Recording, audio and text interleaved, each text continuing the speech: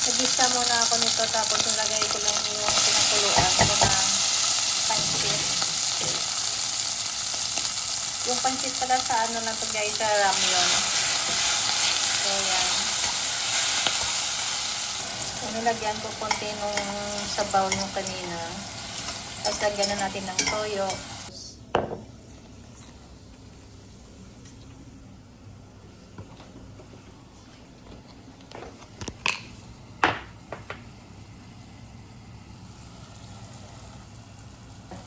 Lagyan natin ng konting chicken powder, white pepper. Isa natin to guys. Kung may mga vegetable kayo, pwede nyo ding lagyan to.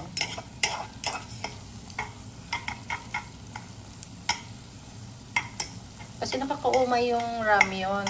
So, wala ako ditong fresh meaty. So, ginamit ko dito yung ating instant noodle na pansit.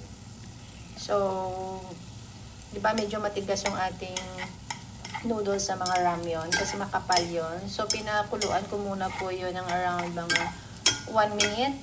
So, hindi lang siya muna overcook kasi kailangan ko pa siyang igisa at saka i-mix. So, ayun na, pag may mga cabbage kayo, carrot sa bahay, yun, pwede na. O maglagay kayo dito ng Knorr seasoning, pwede din. Pero ito sa akin, okay na to. Ayan, lalagyan ko siya ng konting sesame oil. And then mix all together lang guys.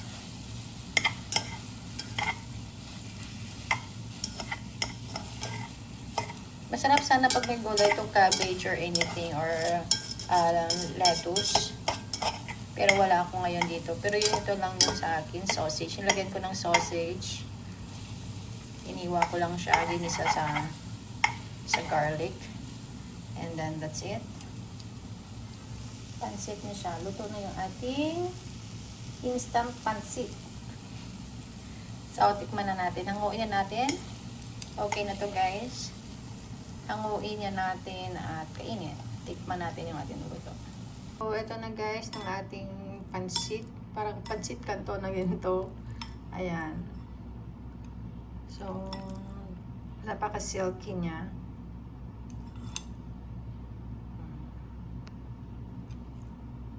So, ito na guys. DIY, pansit. Using yung ating ramyun. Ito pala yung ating ginamit guys, yung ramyun. Hindi ko lang ito ginamit. So, gumawa ako ng sarili kong sauce. Yun lang, simple lang. Yeah, ayan. That's it guys. Thank you for watching. Bye-bye.